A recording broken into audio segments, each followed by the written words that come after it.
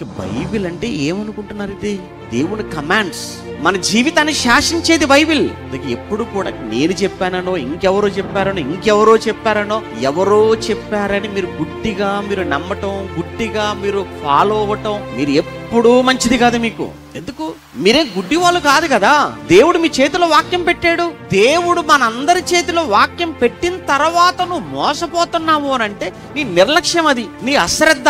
పౌలు గారి సువార్త, 2వ సువార్త ప్రయాణాలలో పౌలు గారు బెరయకు వస్తారు. బెరయకు వచ్చిన సమయంలో పౌలు శీలలు యేసుక్రీస్తుల వారి గురించి ధర్మశాస్త్రములో ఉన్న అనేకమైన సంగతులు ఎత్తి, ధర్మశాస్త్రము, ప్రవక్తల గ్రంథాలు ఎవరి గురించి అయితే చెప్పాయో ఆయనేనయ్యా ఈ సిలువ వేయబడిన యేసుక్రీస్తు, ఆయనేనయ్యా దేవుని కుమారుడు, ఆయనేనయ్యా మనమంతా కూడా అనుసరించవలసింది అని చెబుతుంటే ఈయన చెప్పినవి అలాగూ ఉన్నవో లేవో అని బెరయలో ఉన్న సంఘం ప్రతిరోజు చేసిన పనేంటో తెలుసా?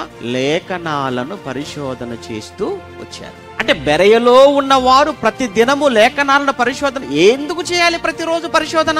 పౌలంతటి వాడు చెప్పిందని నమ్మకం లేదా?